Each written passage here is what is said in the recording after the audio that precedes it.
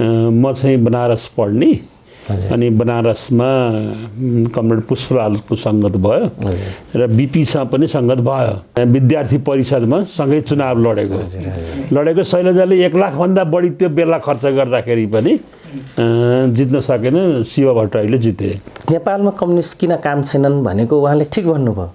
त्यो देश भूगोल, त्यहाँको माटो सुहाउँदो, त्यहाँको जनजीविका, त्यहाँको मुद्दा, त्यहाँको आवश्यकता अनुरूप कार्य दिशा तय गर्छ कम्युनिस्ट पार्टीले। हेर्नु, हुबाहु यहाँ चाइनाको पनि लागु हुन्न, हुबाहु रसियाको हुन्न, क्युबाको हुन्न, दक्षिण अमेरिकामा जति पनि कम्युनिस्ट मुभमेन्ट भयो त्यसको पनि हुन्न, चिलीको पनि हुन्न, हन्डुरासहरूको कुनै पनि कम्युनिस्ट पार्टीको मुभमेन्टहरू यहाँ ठिक हुन्न, इन्डियाको पनि हुँदैन। नेपाल मौलिक आन्दोलन हुनुपर्ने हो, यहाँ चाहिने त्यही नै हो।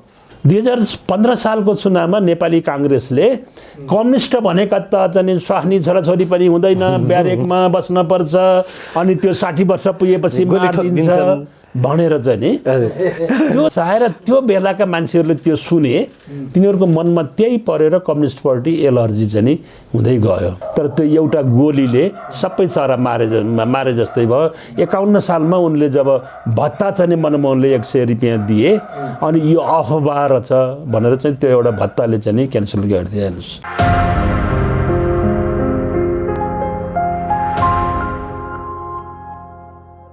लानुजी पनि यही गाउँ बस्नु भएको पहिला? ल भन्नुहोस् त, लानुजी कहाँ बस्नु भएको अरे? म दाहालको दैलो। दाहालको दैलोमा बस्नु भयो?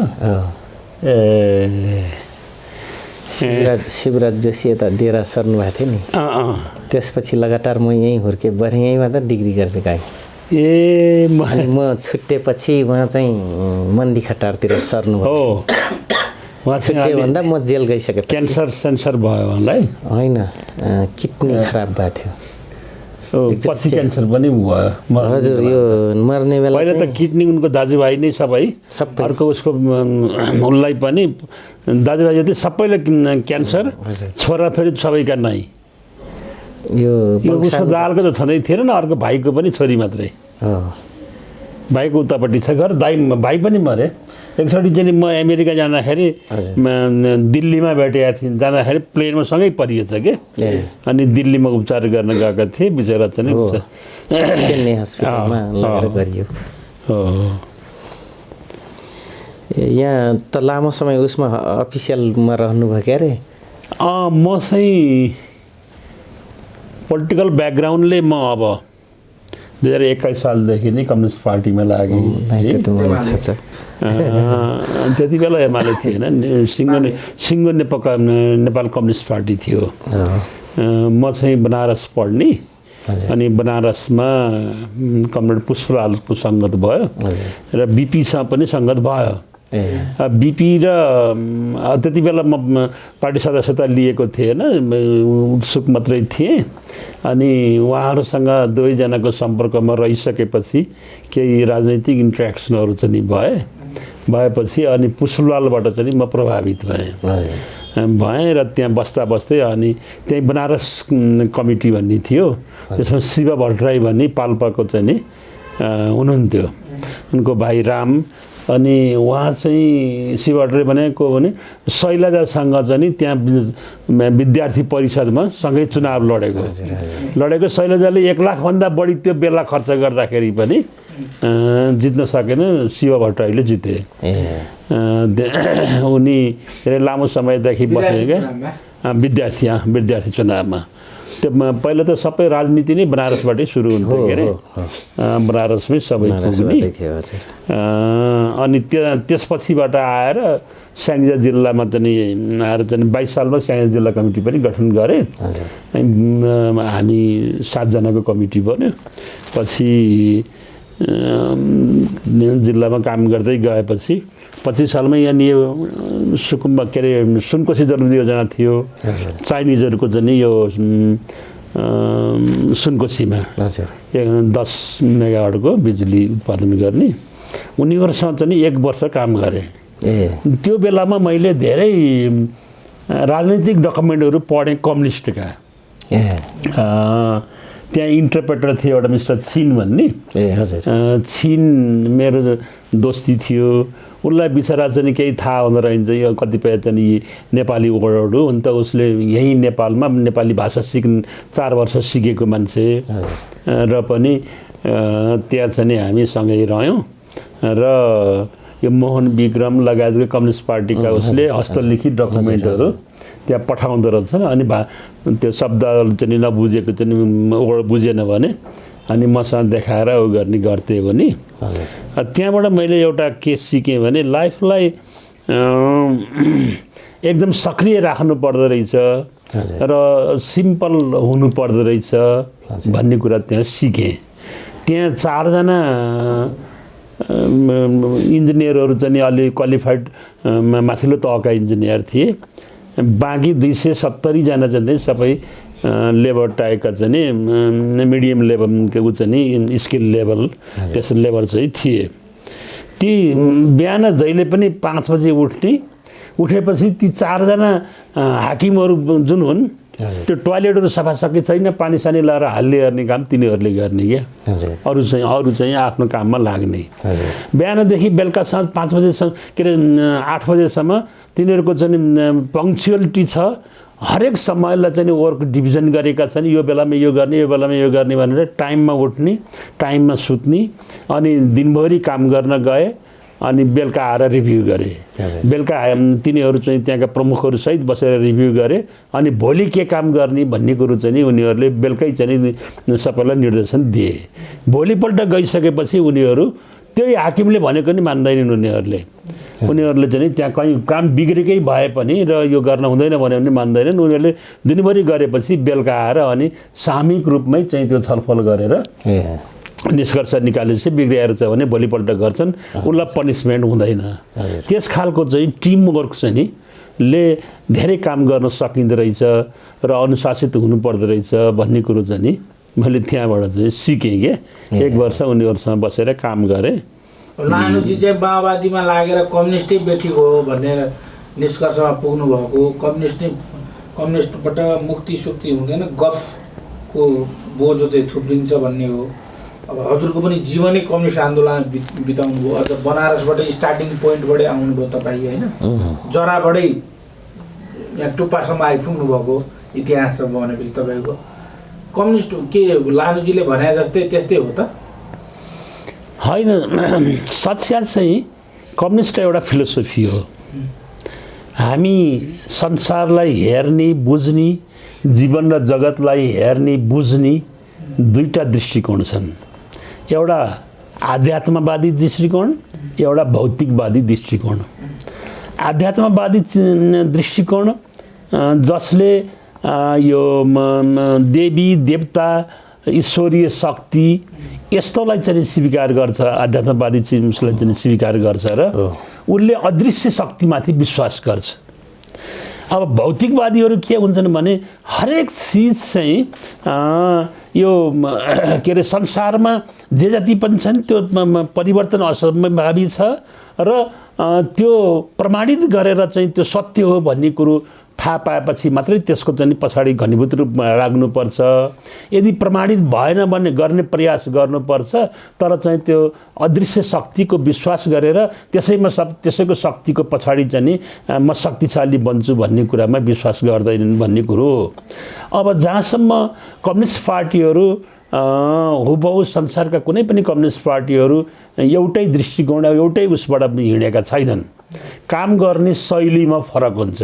हिजो नेपाली काङ्ग्रेस जति बेला चाहिँ के अरे दिल्ली रमण रेग्मी काङ्ग्रेस अनि त्यसपछिबाट बिपी 2टा चाहिँ कङ्ग्रेसहरू चाहिँ थिए र एकीकरण भए। एकीकरणपछि एउटै रूपमा आए, बिचाइ फुटे पनि फेरि टुटे पनि आए। अब बिपी वास्तवमा दार्शनिक थिए। उनी त्यस्तो बेलामा जन्मेका थिए, त्यस्तै बेलामा उनले पुँजीवादलाई सस्टेन गराउनु पर्ने थियो जुन बेला यो फर्स्ट वर्ल्ड वार पछि को चाहिँ विश्व आम रूपमा सोभियत रुसको चाहिँ उदयपछि र पूर्वी युरोपमा चाहिँ कम्युनिस्ट कन्ट्रीहरूको उदय सँगसँगै त्यो बल्दो अवस्थामा थियो र संसारमै अब यसले खानी भयो कि भन्ने पुँजीवादी दृष्टिकोण बोक्नेहरूलाई चाहिँ जगजगी थियो। त्यस्तो अवस्थामा उनीहरूले के गरे, तिनै बिपी कोइराला भयो, त्यसपछिबाट चाहिँ अब मार्शल टिटो, ब्रेजनेभ, यिनीहरू चाहिँ टिटो, नासेर, यिनीहरू चाहिँ समेत चाहिँ भएर एउटा सोसलिस्ट इन्टरनेसनल गठन गरे, जुन चाहिँ कम्युनिस्टहरूले समाजवाद सम्बन्धी चाहिँ जुन फिल्म अवधारणा अगाडि सारेर त्यसै अनुसार अगाडि बढिराखेका थिए, त्यसलाई च्यालेन्ज गर्नको निमित्त उनीहरूले पनि लिएर आए। त्यसैले बिपीका हामीले चाहिँ हिजोका किताबहरू आइत्यादि हेऱ्यौँ भनेदेखि चाहिँ प्रजातन्त्र भनेको गरिबको झुपडीमा चाहिँ गाउँमा बस्तीमा चाहिँ यो हो भनेर उनले चाहिँ त्यसरी व्याख्या गर्ने गरेका छन्।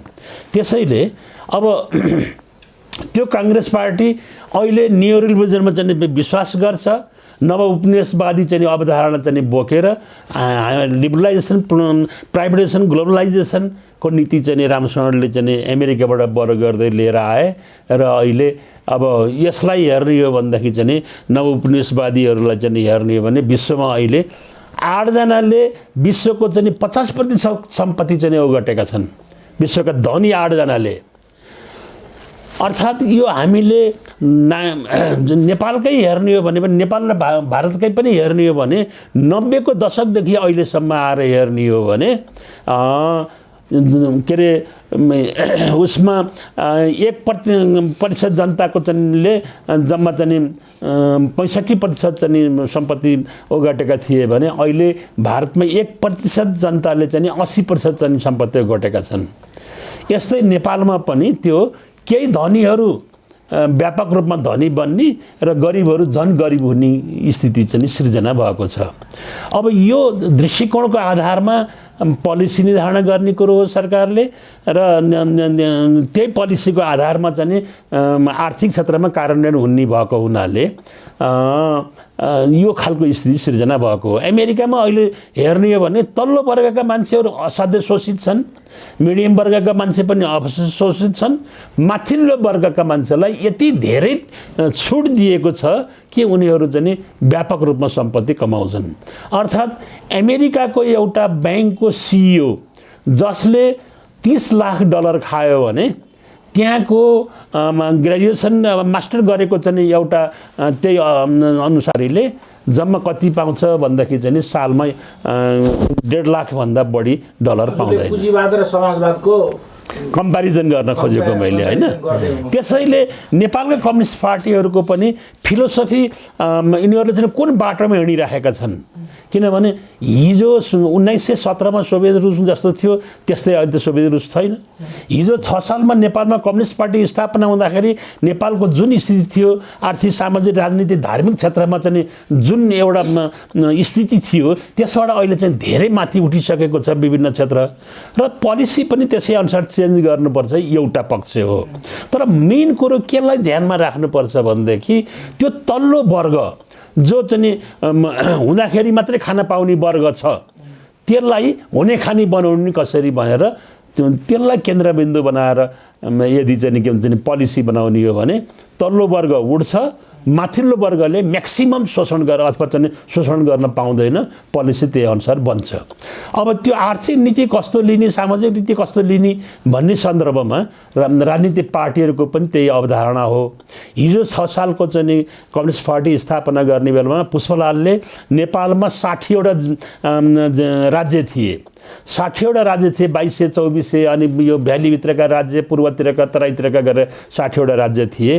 ती राज्यको आर्थिक अवस्था कस्तो थियो र त्यहाँ ती राजाहरूको चाहिँ के अवस्था थियो, कसरी चाहिँ तिनीहरूले राज्य सञ्चालन गरेका थिए, त्यति बेलाको चाहिँ के भन्छ आर्थिक राजनीतिक धार्मिक अवस्था कस्तो थियो, सैनिक संरचना कस्तो थियो, सुरक्षा व्यवस्थालाई तिनीहरूले कसरी चाहिँ धानेका थिए र अर्थ उपार्जन कसरी गरेका थिए भन्ने सवालमा के अरे पुष्पलालले गहन अध्ययन गर्नुभयो इतिहासको।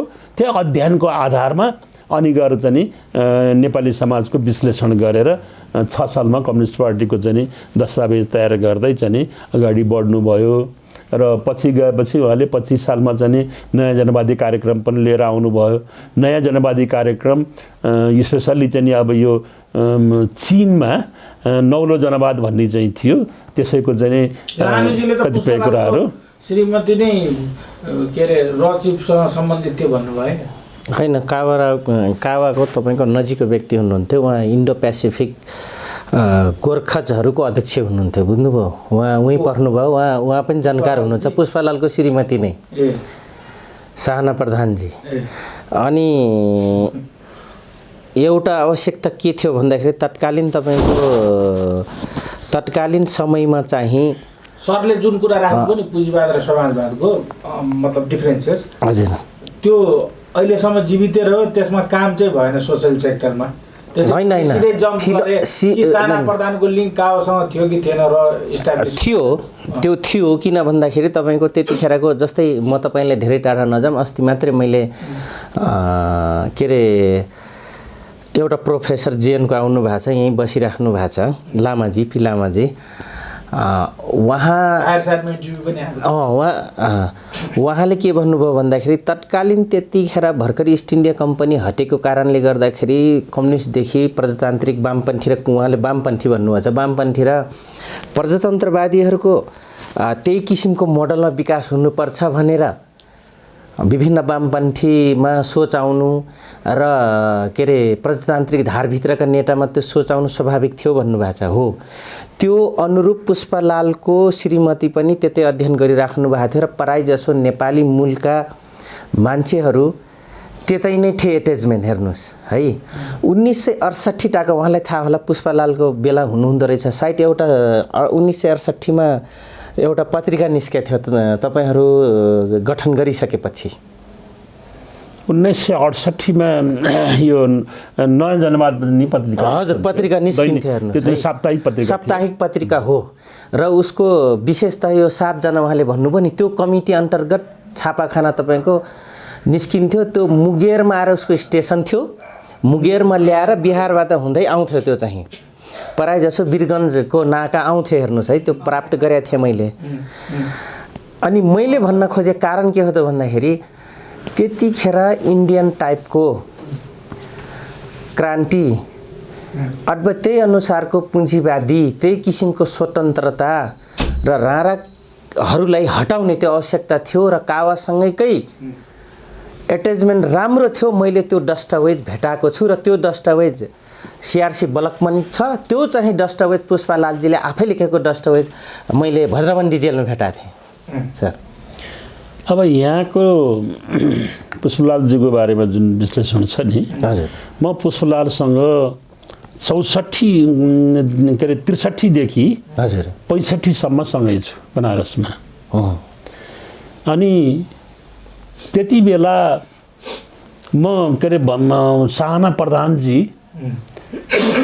उहाँ चाहिँ यो टियु अन्तर्गत गएपछि शिक्षक तालिम केन्द्रमा हुनुहुन्थ्यो इन्स्ट्रक्टर हुनुहुन्थ्यो हजुर पुष्पलालको श्रीमती साहना प्रधान उहाँले 17 सालदेखि 2017 साल नेपाली त्यस बेलादेखि चाहिँ त्यो शिक्षामा चाहिँ उहाँ संलग्न हुनुभयो इलाममा गएर नर्मन तालिमको उसमा चाहिँ इन्स्ट्रक्टर बन्नुभयो पछि पोखरामा नेपालमा पहिलो पटक अमेरिकनहरूले यो एउटा चाहिँ के अरे शिक्षक ट्रेनिङलाई अलि आधुनिक कोर्सको विकास गरेर 2 वर्षीय प्रोस्पेक्ट बनाएर चाहिँ तालिम दिने गरिएको थियो अनि साहना प्रधान चाहिँ 18 सालमा चाहिँ 18 सालको चाहिँ अन्तिमतिर चाहिँ उहाँ पोखरा जानुभयो मैले त्यति बेला चाहिँ एसएलसी चाहिँ मल्टिपल्स नेसनल हाई स्कुलबाट चाहिँ दिएको थिएँ पोखरामा अनि त्यो एसएलसीमा बिग्रिसकेपछि त्यो तालिममा म पनि संलग्न भएँ 2 वर्षीय तालिममा म पनि संलग्न भएँ त्यो बेलामा चाहिँ यो पाठ्य योजना कसरी बनाउने चाइल्ड साइकोलोजी चाहिँ के हो र कसरी मोनिटरिङ गर्ने कसरी चाहिँ निरीक्षण गर्ने यी तमाम विषयहरू समेत पढ्नु पर्थ्यो र उहाँले चाहिँ पढाउनु भयो र त्यो बेलामा उहाँबाट अलिअलि म प्रभावित भएको थिएँ तर उहाँले चाहिँ के भन्दाखेरि उहाँ त्यो कम्युनिस्ट प्रचार अथवा कम्युनिस्ट उसमा त्यति लाग्नु भएको थिएन मलाई लाग्छ उहाँ के अरे उहाँले 4 सालमा चाहिँ महिलाहरूको नेतृत्व गरेर चाहिँ त्रिचन्द्र कलेजमा चाहिँ जति बेला आन्दोलन भइराखेका थियो फर्स्ट पुष्पलाल र चाहिँ साहनाको बिचमा चाहिँ अलिकति नजिकको सम्बन्ध त्यही बेलादेखि चाहिँ भयो अब सानाको परिवार चाहिँ बर्माबाट आएको चाहिँ उनका बाउहरू सबै बर्माबाट आएका भए बर्मामा बस्ने नेपालीहरू सामान्यतः सोझो परिकारका हुन्छन्। त्यो अलि लपन छप्पन त्यति जान्दैनन्। मैले सर्वथा त्यसो भन्न खोजे उनी पनि सिधा साधै चाहिँ थिइन् एउटा उसको रूपमा। र त्यसरी गइसकेपछि त्यो सम्बन्ध हुँदै गयो। पछि चाहिँ के भन्दाखेरि चाहिँ पार्टी के अरे पुष्पलालले चाहिँ उनीसँग चाहिँ विवाह गरे, एउटा पक्ष रह्यो। र पनि उनले पुष्पलाल धेरै भूमिगत 17 सालपछि त भूमिगतै हुनु पर्यो। भूमिगत रहेको अवस्थामा छोराछोरी हुर्काउनु पर्ने समस्या थियो साहनालाई। एउटा छोरो एउटा चाहिँ छोरी चाहिँ थिइन्, दुईवटा चाहिँ हुर्काउनु पर्ने अवस्था थियो। आर्थिक अवस्था चाहिँ त्यस्तो सम्पन्न परिवार केही होइन उनको। अनि त्यो हुर्काउनुको निम्ति उनले युनिभर्सिटीमा पढाएर त्यही पैसाले ती बच्चाहरूलाई हुर्काएका थिइन्। मलाई थाहा छ कहिलेकाहीँ चाहिँ के भन्दाखेरि चाहिँ एकचोटि चाहिँ साहना यो मिन 50 भिजामा चाहिँ जानुभएको थियो बनारसमा। जाँदाखेरि पुष्पलालसँग चाहिँ जाँदाखेरि उहाँले होइन यो अब मैले चाहिँ यत्रा चाहिँ दुईवटा बच्चाहरू जन्म गर्नुपर्छ, पालन पोषण गर्नुपर्छ, तपाईँ यहाँ मलाई चाहिँ साह्रै अप्ठ्यारो छ, कसरी के गर्ने भनेर गुनासो गरेको पनि म सुन्थेँ। किनभने उहाँबाट 4 पैसा पनि केही आउँदैन थियो। यदि इमान्दार व्यक्ति कम्युनिस्ट आन्दोलनमा कोही छ भने पुष्पलालै हो। किनभने कसैसँग चाहिँ उहाँले चाहिँ हात थाप्नु भएन। इभेन मर्ने बेलामा चाहिँ त्यहाँका चाहिँ समाजवादी नेताहरू के अरे चाहिँ कङ्ग्रेसका नेताहरूले चाहिँ गरेर लो हामी सहयोग गर्छौँ भन्दाखेरि पनि ठिकै छ, मलाई चाहिँ के भन्दाखेरि चाहिँ चलिराखेको छ भनेर भन्ने खालको चाहिँ त्यस्तो खालको नेचर थियो। बरु उहाँसँग चाहिँ एउटा हिक्मत सिंह भण्डारी भन्ने बस्नुहुन्थ्यो। त्यो 10 पुत्र गल्लीमा चाहिँ अफिस थियो चाहिँ 10 पुत्र गल्लीमा। त्यो अफिसमा रहँदाखेरि चाहिँ उहाँ 24 घण्टा अध्ययनमै रहनुहुन्थ्यो। अध्ययन चाहिँ मैले एउटा झलनाथको चाहिँ देखेको छु यहाँ नेपालमा। झलनाथ पनि उहाँ चाहिँ राति 2 बजीसम्म पनि अध्ययन गर्नुहुन्छ, असाध्यै अध्ययन गर्ने। त्यस कारण उहाँको भाषा शैली यो चाहिँ गहिराई एकदम डिपली छ के। पुष्पलालको पनि त्यही थियो। मान्छेले त्यति बेला जस्तो कम्युनिस्ट पार्टीमा 6 सालदेखि स्थापनादेखि अलिअलि केही मान्छेहरूमा इगो कसरी चाहिँ तुलसीलाल अमात्यमा चाहिँ डाक्टर केशरजङ रायमाझीमा अलिअलि इगो के थियो भने अब के अरे तुलसीलालले चाहिँ लखनऊबाट चाहिँ एमए गरेको, केशरजङ रायमाझी चाहिँ अब कलकत्ताबाट चाहिँ डक्टर गरे मान्छे, यो चाहिँ एलोपेथीमा चाहिँ डक्टर गरेका मान्छे। हामी यत्रो पढेकै यो चाहिँ एसएलसी मात्रै पास भएको भनेर त्यसरी पनि अलिकति हेर्ने त्यो चाहिँ। तर पुष्पलालको चाहिँ के चाहिँ जतिको अध्ययन र चाहिँ गहिराइमा गएर चाहिँ विश्लेषण गर्न क्षमता यी दुईटा कसैमा पनि थिएन। त्यो चाहिँ थियो। त्यसैले अब त्यति बेला साहनाको त धेरै समस्या थियो। 32 सालमा चाहिँ टियुले जाइरीबाट पनि अवकाश दियो। पिकेमा पढाउनुहुन्थ्यो उहाँले, त्यहाँबाट त अवकाश पनि दियो। डेरा लिएर चाहिँ ठमेलको चाहिँ त्यो चन्द्रावटी भन्ने चाहिँ त्यो ठमेल त जाने उर्सेतापट्टि चाहिँ त्यहाँ बस्नुहुन्थ्यो। केटाकेटीहरू सबै त्यहाँ जान्थ्यौँ। हामीले 36 सालको आन्दोलनमा चाहिँ यो बलबहादुर केसी भयो, यो शरण विक्रम मल्ल अहिले पनि त्यही छ। हामीले चाहिँ हाम्रो उसबाट चाहिँ पार्टीबाट चाहिँ शरण विक्रमलाई चाहिँ हामीले चाहिँ त्यो उचाइमा पुर्याएका थियौँ। अनि 3टा चाहिँ यो विद्यार्थी सङ्गठनका चाहिँ केन्द्रीय अध्यक्षहरूले त्यो आन्दोलनमा चाहिँ समावेश भयो र चाहिँ ठेलागाडामा पनि जाने स्थिति पनि भयो। अरू 2टाले उ गरे, तर चाहिँ शरण विक्रम चाहिँ अलि सोझो टाइपको पनि मान्छे। उनी चाहिँ यो माले र मार्क्सवादीको बिचमा 47 सालमा चाहिँ एकीकरण भयो। एकीकरण भइसकेपछि अनि निर्वाचन अब के अरे 46 सालको आन्दोलनपछि के अरे पछि संविधान आन्दोलनपछि 47 सालमा एकीकरण भएको हुनाले चुनाव संसदीय चाहिँ अभ्यासतर्फ लाग्नु पर्यो। त्यसमा अलिकति मालेका साथीहरू यङ जेनेरेसनका थिए। त्यहाँ चाहिँ 30-40 वर्षका माथिका त लगभगै थिएनन् भने पनि हुन्छ, जम्मै यङ जेनेरेसनकै थिए। अनि सारा इन्फर्मेसन लिन सक्ने, एक्टिभ, नयाँ प्रविधिसँग पनि चाहिँ अलिकति टेक्नोलोजी पनि आत्मसात गर्न सक्ने यस्ता मान्छे पनि हुँदाखेरि त्यो पुरानो उसबाट चाहिँ लेगेसीबाट आएको चाहिँ मार्क्सवादीका उहरूले चाहिँ त्यति प्रतिस्पर्धा गर्न सकेनन् र तिनीहरू त्यसरी अनि त्यसले पाखा लगाउने, तिनीलाई चाहिँ पाखा लगाउने खालका कार्य पनि त्यहाँभित्र भए। पार्टी फुट्यो, परिणामजी एकातिर जानुभयो, उहाँहरू त्यतिपछि लाग्नुभयो र अब अहिले चाहिँ नि अर्कै उसमा हुनुहुन्छ। मनबहादुर सरले देख्नुभएको साना प्रधानको चाहिँ दुःख त्यस्तो रहेछ होला अनुसार तपाईले भन्नु नहीं। कावासँगको सम्बन्ध अलिकति दुःख थियो नै दुःख यसमा दुई मत थिएन। साधारण किसानको छोरा पुष्पलालजी होइन। अब तपाईँ 1957 को डकुमेन्ट्री हेर्नुहुन्छ भने नेपालको स्थिति के थियो त्यो त त्यसले पनि भन्छ। उहाँ त अब भुक्तभोगी हुनुहुन्छ होइन। उहाँसँग कावासँग उहाँको सम्बन्ध नै एउटा बर्मामा त भनिहाल्नु भयो। बर्मामा त किन व्यापारको उसमा गए रहेछ नि त उनीहरू पहिले व्यापारकै क्रममा गए रहेछन् हेर्नुहोस्। तर पढ्न पाउनुभयो उहाँ। कावासँगको सम्बन्धमा एउटा फाइदा के भयो भने र पढाउनु पर्ने बाध्यता त थियो, इन्कम सोर्सेसै थिएन। अरू त अरू उहाँले एक ठाउँ भन्नु भएको छैन। मैले त अझै कहाँसम्म पट्टा लाएको छु भन्दाखेरि वीर हस्पिटलको उत्तर गेटमा के बाजेको भन्ने एउटा कम्पाउन्डर हुनुहुन्थ्यो र उहाँको पैसा पनि तिर्ने बाँकी थियो र बिचरा तिर्न पनि सक्नु भएन, बित्नु भयो अरे। त्यत्रो आर्थिक स्थिति शाहनाजीले नदिनु भएको बिल चाहिँ पुष्पलालजीको नाउँमा चढेको थियो। तर त्यो बितिहाल्नु भयो होइन। मतलब त्यतिसम्म दुःख त थियो शाहनाजीलाई, किन पढाउन थाल्नु भयो होइन।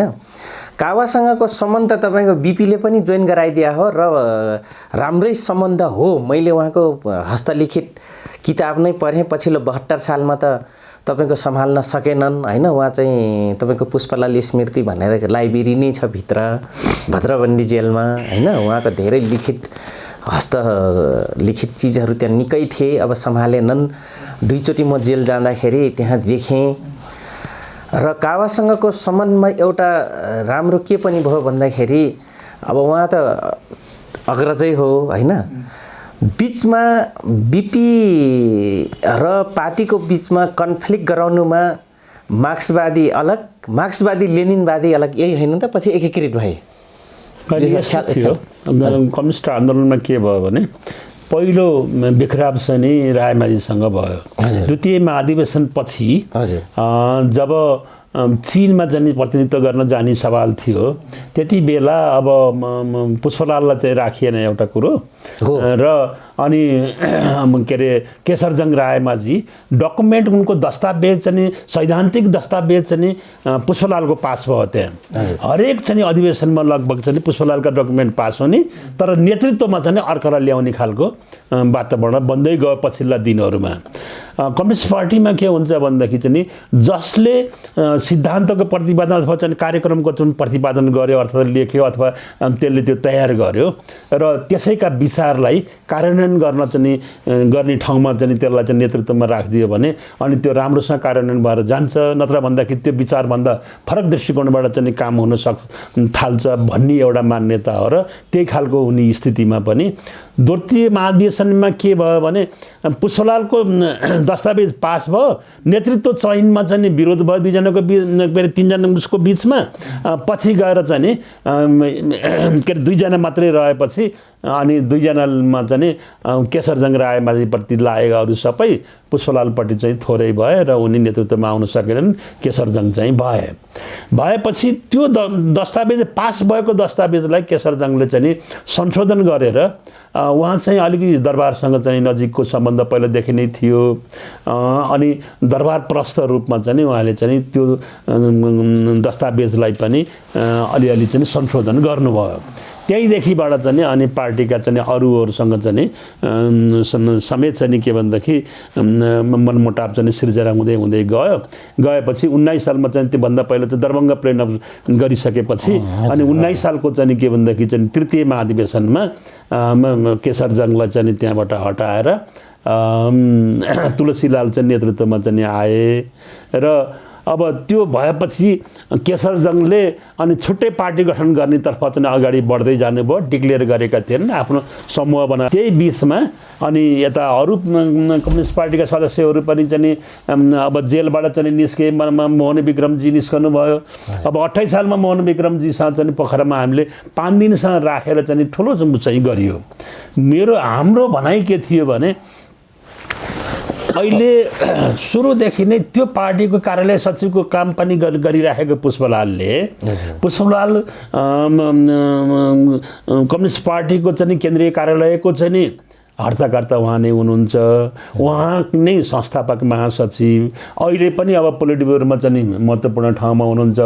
उहाँ कसो कसो गरेर चाहिँ भित्र नआएको टाइम पर्या उनीहरूले थुनिनु भएन, चाहिँ उहाँ चाहिँ बाहिरै हुनुहुन्छ। तपाईँहरू थुनिनु भयो, थुनिएपछि तपाईँहरूलाई कसले के इन्फर्मेसन दिए त्यही इन्फर्मेसन मात्रै तपाईँहरूले सुन्ने हो। त्यो इन्फर्मेसनको वान साइडेड हुनसक्छ।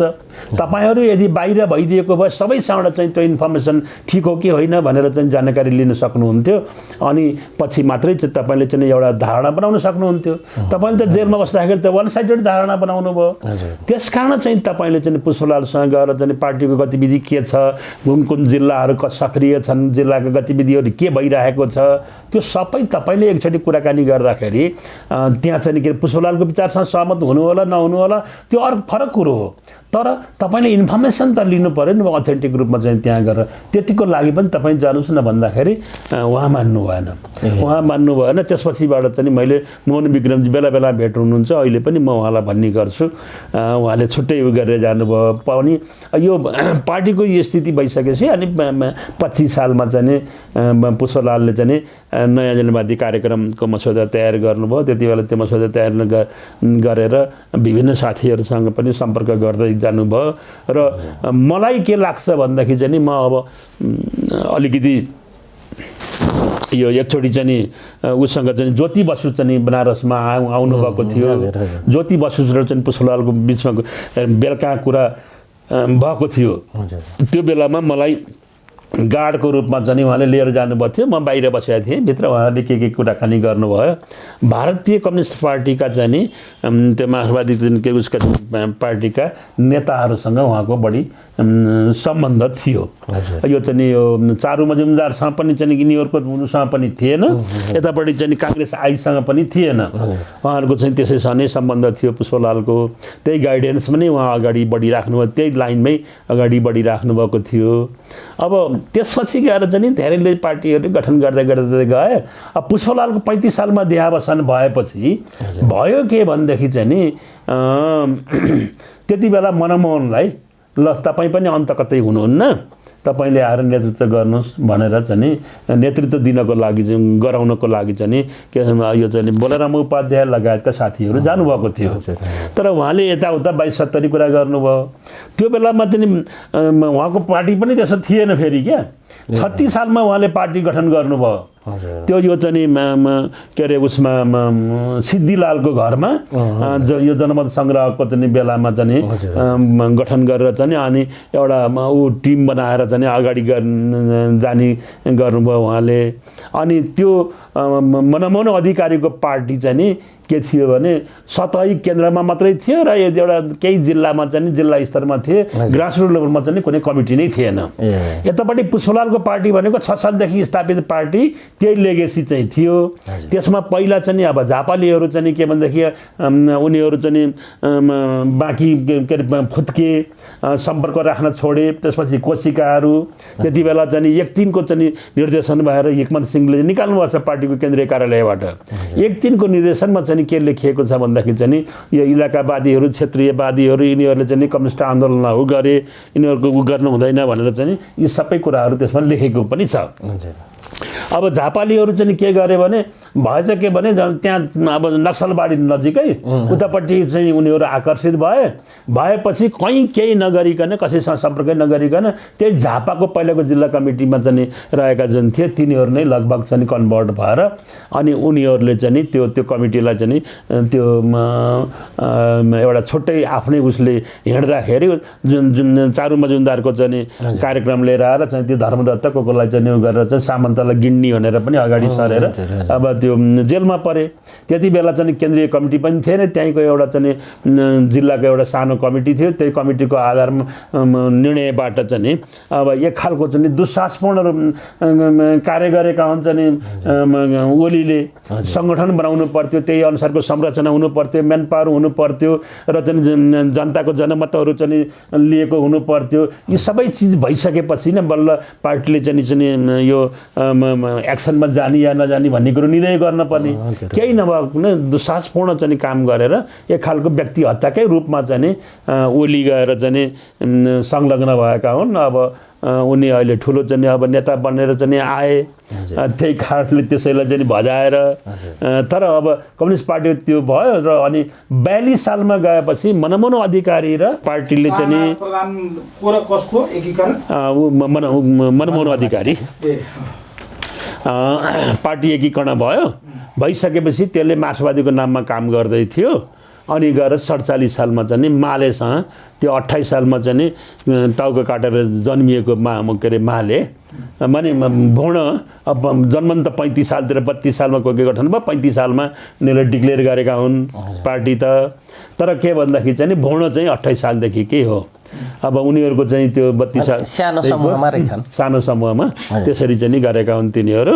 र अनि 47 सालमा समस्या के पर्यो भने यो मालेहरू जम्मै यङ भर्खरका केटाहरू मात्रै छन्, बुढो पाएको दरिलो नेता कोही पनि छैन।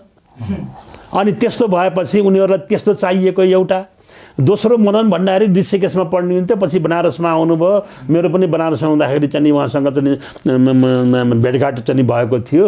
उनी पुष्पलालकै चेला भएको हुनाले अनि यिनलाई मिलाएर ठुलो एउटा चाहिँ मेच्योर त्यहाँ चाहिँ पुराना लेगेसी बोकेका चाहिँ पार्टी कामरेडहरू हुनुहुन्छ, तिनलाई लैजानुपर्छ भन्ने उनकै चाहिँ जोडबलले गर्दाखेरि चाहिँ एकीकरणको चाहिँ कुराहरू भएपछि त नेकपा एमाले भन्ने सुरुमा एमाले राखियो, पछि गएर त्यसलाई चाहिँ एमाले गरियो। त्यो 47 सालमा चाहिँ डिक्लेयर गर्ने बेला त एमाले भनेर चाहिँ थियो, एमाले भयो। अनि त्यसले के फाइदा भयो चाहिँ एमालेलाई भने यङ मान्छेहरूको छत्रछाया अब मनमोहन अधिकारी, भरत मोहन साहना जस्ता चाहिँ पुरानो जेनेरेसनका मान्छेहरू चाहिँ पाए क्या उनीहरूले। पाएपछि अनि पार्टी त्यसरी चाहिँ ग्रुन्न पुग्दै गयो। मगन भण्डारी त्यसो भए एमालेको अथवा कम्युनिस्ट पार्टीको तेस्रो पुस्ताको नेता? दोस्रो पुस्ता। पहिलो पुस्ता त पुष्पलाल मनमोहन साहना यिनीहरू पहिला पुस्ताका भए। तुलसीलाल मात्रै भए। मोहन सरलाई सोधौँ न आज इन्ट्रेस्टिङ कुरा। इतिहासको त गहिरो अध्ययन छ, इतिहासको अध्ययन भन्दा नि तपाईँ इतिहास भयो। अलिकति तपाईँ प्रश्न मलाई गर्नु, मलाई सफाइ दिनुहोस् न। तपाईँले सुरुमा भन्नुभएको छ कम्युनिस्टहरू नेपालमा काम छैन। मैले यसै प्रसङ्ग भने यहाँ अगर तपाईँ स्टार्टिङ पोइन्टदेखि अहिलेसम्म कम्युनिस्ट उसमा वामपन्थी उसमा लडाइँमा लाग्नुभएको एउटा जेन्युन मान्छेलाई प्राप्त गर्नुभएको छ मनोजी। फेरि बादलले ठाडो आदेशमा बादलले ठुना रहेछ मलाई, पुलिसले भने तेरै कमान्डरले आदेश दिन्छ त हामी के गर्नु भने। अब म सफाइ दिन्छु। नेपालको कन्टेक्स्टमा जस्तै उहाँले भन्नुभयो हो, पुरानो पुस्ता मध्येमा अति इमान्दार एकजना पुष्पलाल मात्रै हुन् मनोजी, यसमा दुई मत छैन है। त्यसपछि त निकै टुटफुट खुराफाती धेरै गरे। केशरजङ राईमाझीको पनि धेरै खुराफाती कुरा र मोहन विक्रम सिंहको, त्यसैको चेला न प्रचण्ड हो, त्यसैले मैले खुइलाइदिएको हेर्नुहोस्, सिधा कुरा है। र मैले नेपालमा कम्युनिस्ट किन काम छैनन् भनेको उहाँले ठिक भन्नुभयो।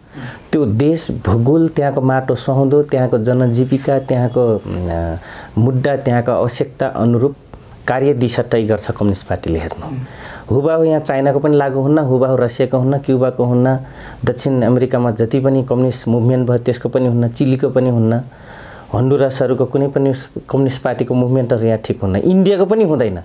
नेपाल मौलिक आन्दोलन हुनुपर्ने हो, यहाँ चाहिने त्यही नै हो। तर सिद्धान्तः चाहिँ नेपालमा कम्युनिस्ट कोही छैनन् भन्ने मेरो ठम्याइ हो। त्यस कारणले मैले भने नेपालमा कम्युनिस्ट छैनन्, किन कार्य दिशा फरक त हुन्छ नै, यो त म पनि कन्भिन्स छु।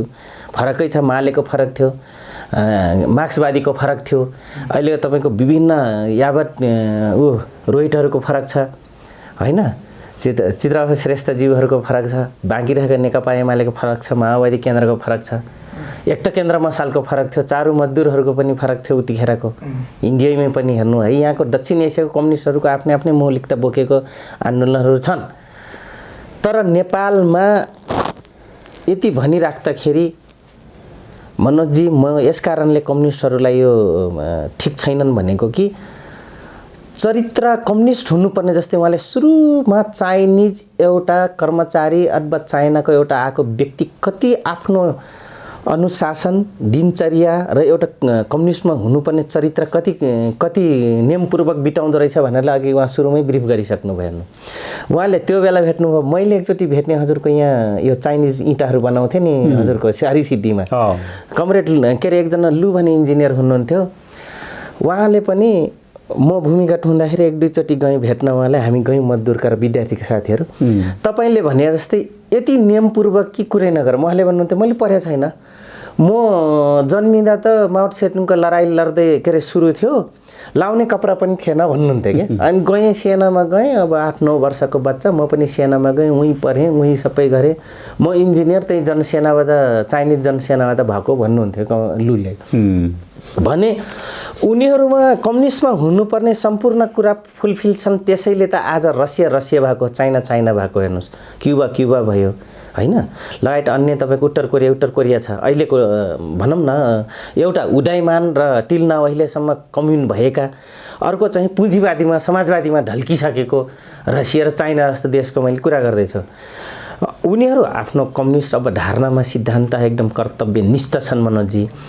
हामी कहाँ चाहिँ पुष्पलाल बाहेक, म खुलेर भनिदिन्छु आज, पुष्पलाल बाहेक अरू भएका अब जस्तै उहाँलाई पनि फेरि प्रश्न चिन्ह खडा हुन जान्ला। म पनि त्यही बेलाको कम्युनिस्ट अग्रज हो भन्नुहुन्छ। अग्रज हो हाम्रो लागि। त्यही त बस्नु भएन, त्यही त नै, उहाँ त गुरु भएर बस्नुभयो नि त। उहाँ त साइजिङमा ल्याउने मार्ग निर्देशक भएर बस्नुभयो होइन। त्यस कारणले उहाँहरू हार्डलाइनर पर्नुहुन्छ। उहाँहरूको त हार्डलाइनर हो नि। तर जो केन्द्रीय समितिमा बस्ने, हाम्रोमा चाहिँ कम्युन विचारधारा चाहिँ बोक्ने, कम्युनिस्ट नाराले ढुसढुसी गनाउने, हल्ला पनि त्यही गर्ने चौबाटोमा, सबैले ग्यादरिङ पनि त्यही गर्ने मनोजी। तर उहाँहरूको हुनुपर्ने सिद्धान्त प्रवृत्ति कुनैमा मैले देखिनँ। त्यस कारणले म कम्युनिस्ट बन्दिनँ भनेर मैले घोषणा गरिदिएको कारण त्यो हो। नेपालको कन्टेन्ट्समा चाहिँ मेरो सफाइ यो हो। हेर्नुहोस्, आज तपाईले मैले भन्न खोजेको यही हो कि उहाँ बनारसदेखि अहिलेसम्म हुनुहुन्छ। यति धेरै दर्शन परियो हैन, कतिलाई भेट्यो कतिलाई भेटिएन। अब अध्ययनकै कुरा गर्नुहुन्छ भने उहाँले अहिले कुरा उठाउनु भयो झलनाथ खनालजीको। हो, अध्ययन त हो। आज अध्ययन गर्ने मान्छे झलनाथ कहाँ हुनुहुन्छ, त्यही अध्ययन गर्ने मान्छे मोहन वैद्यजी कहाँ हुनुहुन्छ त हैन, मोहन विक्रम सिंह कहाँ छन् त, त्यही खुराफाटी गर्ने केशर जङ्ग्रे माझी कहाँ हुनुहुन्थ्यो त त्यतिखेरको कम्युनिस्टमा पनि हेर्नुहुन्छ भने। त्यो अध्ययन गर्ने यङ जेनेरेसनका सिपी मैनाली कहाँ हुनुहुन्छ, राधा कहाँ छन्, उहाँभन्दा सायद जेठो हुनुहुन्छ होला होइन, एमसी कमरेड मोहनचन्द्र अधिकारी, मोहनचन्द्र अधिकारी कहाँ हुनुहुन्छ। त्यस कारणले हामी चाहिँ 7औं 8औं पुस्ता आउने, उहाँहरूको अगाडि त हामी 7औं 8औं पुस्ताको नयाँ केटाहरू हो। यो हुने कम्युनिस्ट क्याडरहरू चाहिँ हामीले चाहिँ पढेको सिद्धान्त चाहिँ हामीले भेटाएनौँ। मतलब कार्यशैली फरक भेटायौँ, कार्य दिशा त फरक हुन्छ नि प्रत्येक कम्युनिस्ट पार्टीको। उहाँले नै भन्नुहुन्छ अहिले मनोजी। त्यसै म चाहिँ कम्युनिस्ट अबदेखि म हुँदिनँ भनेको कारण त्यो हो। र यहाँ कम्युनिस्ट कोही पनि छैनन् भनेर मैले खुइलाइदिन खोजेको कारण त्यसरी हो। अब बाँकी उहाँले भन्नुहुन्छ। अहिले वर्तमान अवस्थामा चाहिँ हाम्रो मोहन सरले कसलाई चाहिँ वास्तविक कम्युनिस्ट लाइनमा गएको देख्नुभयो, अथवा सबैले पसल थापेर आफ्नो व्यापार पो चलाए कि समाजवाद भन्ने 16 लाखको घरी लाग्ने प्रचण्ड, ओलीको कुरा के, उखानटुका के, काम गराए के भन्ने के, यसलाई चाहिँ कसरी विश्लेषण गर्नुहुन्छ आजको दिनमा? यो वर्तमान स्थितिको मूल्याङ्कन गर्दा नि संसारमा संसदीय व्यवस्था भएका देशहरू कहीँ पनि समानता छैन। कहीँ पनि समानता छैन। तपाईँ चाहिँ किन संसदीय व्यवस्था ब्रिटेनकै हेर्नुहोस्, संसदीय व्यवस्था भारतकै हेर्नुहोस्, बङ्गलादेश, यो तमाम कन्ट्रीहरूको कहीँ सबै कुराहरू मिल्ने त हुँदैन नि। मान्छेको यो चरित्र भनेको जीवनशैलीसँग चाहिँ आधारित हुन्छ। यदि जीवनशैली उसको एकदम चाहिँ के भन्दाखेरि चाहिँ खाओ पियो मोज गरो भन्ने ढङ्गबाट उसको जीवनशैली छ भने उसका हरेक विचारहरू सोचहरू त्यसैको आधारमा चाहिँ निश्चित हुन्छन् र उसले आफ्नो जीवनलाई त्यस्तैबाट अगाडि बढाउँछ। मैले यो किन भन्न खोजेको भने नेपालका राजनीतिक दलहरूले एउटा राजनीतिज्ञले जनताको निमित्त गर्नुपर्ने जुन आचरण व्यवहार हो नि त्यो कुनै राजनीतिक दलका नेताहरूमा पनि छैन। झन् कम्युनिस्टहरू त हामी सर्वहारा वर्गको नेतृत्व गर्ने मान्छेहरू किसान मजदुर तल्लो वर्गका हुँदाखेरि गरेर खाने त्यस्ता खालका चाहिँ मान्छेको नेतृत्व गर्ने भनेपछि त त्यही वर्गसँग मिल्दो क्यारेक्टर उनीहरूसँग हुनु पर्यो होला। कसैको सम्पत्ति धेरै होला, कसैको थोरै सम्पत्ति होला, सम्पत्ति छ भनेर चाहिँ एकदम चाहिँ मिठो मिठो खाँदै राम्रो राम्रो लाउँदै चाहिँ अरूलाई मान्छे नगन्दै चाहिँ तल्लो चाहिँ घेरा टोपी लगाएका मान्छेलाई चाहिँ सम्मान नगर्ने खालको आचरण जुन हो त्यो अहिले चाहिँ निश्चित भएको छ क्या हरेक उसमा। तपाईँ मैले नेपाली काङ्ग्रेसको चरित्रको बारेमा भने, हिजो पुष्पलालको चाहिँ जुन विचार थिए र त्यति बेलाका नेताहरू थिए, अहिले हेर्नुहोस् उनीहरू चाहिँ बिहान एक थरी, दिउँसो एक थरी, बेलुका एक थरी हुन्छन्। कम्युनिस्ट त्योभन्दा चर्का भएर निस्क्यो अहिले। कम्युनिस्ट कुनै पनि कम्युनिस्टहरू चाहिँ के भन्दाखेरि चाहिँ अहिले त्यो इमान्दार चाहिँ फिलोसफी अनुसार चाहिँ आचरणलाई चाहिँ जीवनशैलीलाई अगाडि बढाउने कम्युनिस्टहरू अहिले देखा परेका छैनन्। अब यो विश्वको चाहिँ परिवर्तन सँगसँगै चाहिँ यो पुँजीवादकै चाहिँ एउटा चाहिँ के अरे प्रभावको कारणले पनि होला। पुँजी पैसा भएपछि जे पनि हुने नि नभए नहुने। तपाईँ राम्रो कपडा लाएर चाहिँ त्यहाँ जानुभयो भने सबैले अलि यसो लाएर हेर्छन्, थोथो कपडा लाएर जानुभयो भने मान्छेले वास्तै गर्दैन क्या। यस्तो खालको जुन समाज यो मेन्टालिटी भएको समाज सृजना भएको छ नि, यसैको उपज हो। कुनै पनि नेताहरू त्यो समाजभन्दा धेरै माथि उठ्न सक्दैन। माथि त उठ्नुपर्छ, किनभने उसले परिवर्तन गर्न खोजेर चाहिँ अगाडि बढेको हो। परिवर्तनको लागि ऊ त केही त हुनुपर्छ। तर जति माथि उठ्नुपर्ने त्यो कोही पनि उठ्न सकेन क्या। नसक्दाखेरि उनले त्यो 7 पुस्ताला पुग्ने सम्पत्ति कमाउनेतर्फ लागे। अहिलेको राजनीति के भयो भने जसरी हुन्छ सत्तामा पुग्ने र पैसा कमाउने, त्योभन्दा अरू चाहिँ कुनै केही पनि छैन। मैले समाजलाई परिवर्तन गर्नको निमित्त म आफै परिवर्तित भएर चाहिँ समाजमा प्रस्तुत हुन्छु र अनि समाजलाई त्यसरी नै उठाउँछु र म समाजको जनताको सियोसम्म पनि म डगाउन्न। मेरो आफ्नो मेरो नैतिक आचरणको आधारमै चाहिँ म चाहिँ मेरो राजनीतिलाई अगाडि बढाउँछु भन्ने मान्छे त्यो देख्दै देखिँदैन। एका दुई भयो भने ती चाहिँ के भन्दाखेरि चाहिँ सोकेसमा राख्ने जस्ता हुन्छन्। नेपाली काङ्ग्रेसकै भन्ने चाहिँ त्यो रामहरि भयो, भीमबहादुर तामाङ लगायतका यस्ता मान्छे केही थिए नि। अब यतापट्टि चाहिँ कम्युनिस्ट पार्टीमा पनि त्यस्ता खालका मान्छेहरू चाहिँ छन्। इभेन चाहिँ मोहन वैद्यले चाहिँ अब मैले यसो हेर्छु, मोहन वैद्य फिलोसफीमा चाहिँ निकै छन्। तर अब के भन्दाखेरि उनी आफू परिवर्तित भएर त्यसलाई त्यही अनुसार परिवर्तन गर्न आउने क्षमता उनीसँग भएन। अलि अर्थोडक्सवादी जस्तो चाहिँ नि उनी देखा परे क्या। किनभने यो नयाँ टेक्नोलोजी, नयाँ प्रविधि, नयाँलाई पनि दुइटैमा समायोजन गरेर अगाडि बढ्नु पर्यो नि। पुरानो विचार बोकिराख्ने अनि नयाँसँग आत्मसात गर्न सक्ने भने त त्यो त छुट्टी गर्ने चाहिँ त्यो किता छुट्टी गर्ने। अहिले चाहिँ भएको चाहिँ स्थिति यो छ। त्यसकारण मैले अब कुनै कम्युनिस्ट पार्टी किताबमा लेख्दैमा चाहिँ केही हुँदैन, फिलोसफीमा लेख्दैन केही हुँदैन। त्यो त कार्य व्यवहारबाट, आचरणबाट, नैतिकताबाट आफूले चाहिँ प्रयोग गर्ने चाहिँ प्रयोगबाट चाहिँ त्यो बल्ल सिद्ध हुने विषय हो क्या। त्यसकारण चाहिँ अब फिलोसफीमा डकुमेन्टमा चाहिँ जे पनि लेख्न सकिन्छ, त्यो केही छैन। डकुमेन्टमा एक थरी लेख्ने, व्यवहार अर्को थरी चाहिँ गर्ने भइरहेछ। त्यस्तै तपाईँ हरेक चुनावका डकुमेन्टहरू हेर्नुहोस् नि। राजनीतिक दलहरूको संसदीय व्यवस्थामा के हुन्छ भने जनतासँग बाचा गरेको विषय हो त्यो चाहिँ 5 वर्ष डकुमेन्ट चाहिँ म 5 वर्ष चाहिँ मलाई चाहिँ चुन्यो भनेदेखि म यो गर्छु भनेर जुन चुनावी घोषणा पत्र कार्यक्रम ल्याउँछन् नि, त्यो त हुबहु चाहिँ सत्तामा पुगेपछि चाहिँ आफू चाहिँ सत्तामा पुगेको छ भने कार्यान्वयन गर्नतर्फ जानु परेन। अथवा 5 वर्षमा के गरेर लानु चाहिँ 5 वर्ष खैर उनी बस्न पाएन, 3 साढे 3 वर्ष त बसे सत्तामा, के गरे त? तिनको सबै दस्तावेजको बखान त गरेर साध्य छैन मनोजी, सक्दिनँ पनि होइन। तर न्यूनतम 9 महिना र त्यो बिचमा प्राप्त गरेका 2064 पछि उनले लिएको बाचा त र कम्युनिस्ट पार्टीले गर्नुपर्ने साँच्चै नै जनवादी र समाजवादी हो भने त गर्नुपर्ने जनताको धेरै टाढा नजाम। यो वर्गीय भन्छ, वर्गीय पार्टीहरूले एउटा गरी खाने वर्गलाई विदेश पलायन हुनबाट त रोक्न सकेन। अरू त तफसिलका कुरा छन् क्या। मनमोहन अधिकारीजीले त्यही भट्टासट्टा बढाउने भन्दै त्यही भजाएका होइनन्। म पनि त उठेको थिएँ चुनावमा। अनि उठ्ने क्रममा आमा भट्टा यो पालि बाउ यो भट्टा 5,000 हुन्छ है, तपाईँहरूले त अथाह हुन्छ भनेर माग्दै गरे। अरू के हो कसो हो मुद्दाको कुरै गरेका थिएनन् हेर्नुहोस् है। राष्ट्र कतातिर गइरहेछ। एउटा कम्युनिस्ट पार्टी भनेको व्यवहारवादी पार्टी हो हेर्नुहोस्, आचरणवादी हो, सिद्धान्त खैर केही छैन। नेपाल कम्युनिस्ट पार्टीहरूको सिद्धान्त के हो भने जसले नयाँ दिशानिर्देश गर्छ र तपाईँको कार्य दिशाहरूलाई हुबाहु जनताको मागसँग ढाल्न सक्दछ, प्रयोग गर्न सक्दछ हैन, व्यवहारमा देखाउन सक्दछ, तिनै नै हेर्नुहोस् पार्टी हुन जान्छन्। त्यसैले त जनवाद भन्छ त्यसलाई। नेकपा माओवादी त अझै के भन्छ भने केन्द्रीय जनवादी भन्छ। भने जनताले माग गर्छ, केन्द्रमा पुर्याउन, केन्द्रमा छलफल हुन्छ, पोलिट ब्युरोले त्यसको नीति निर्धारण गर्छ, फेरि जनतामा सम्प्रेषण गरेर कार्यशैली कार्य लागू गर्ने हो, केन्द्रीय जनवादी हो। त नेकपा एमाले त त्योभन्दा अगाडि हो। नेकपा माओवादी भन्दा अगाडि तपाईँ 2006 सालको पार्टी हो। फिलोसफिकल त त्यो भन्छ नि नेकपा एमालेको।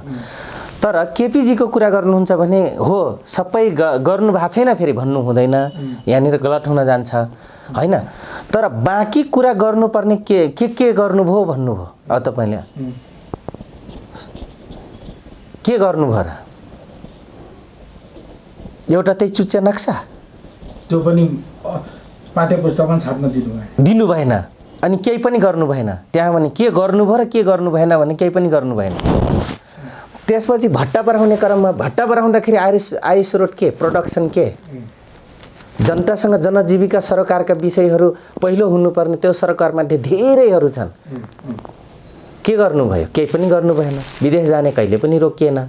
भनाइको अर्थ हामी विदेश जान पठाउनु पर्ने जनजीविकासँग आधारित पार्टी भएको कारणले गर्दाखेरि तपाईँको बाहिर पठाउँदाखेरि वेल ट्रेनर भएर पठाउनु पर्ने।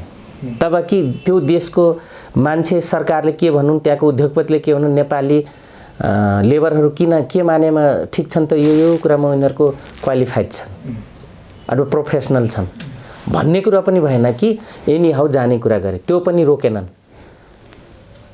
अनि विकासको क्रममा हो एउटा गरे, जबरजस्ती एउटा के गरे भन्दाखेरि आफ्नो गाउँ आफै बनाऊ भन्ने एउटा नारा थियो हैन र 9 महिना कार्यकालमा। त्यो बेलाको चाहिँ यो पालि अलिकति कडी चाहिँ थपेको हो।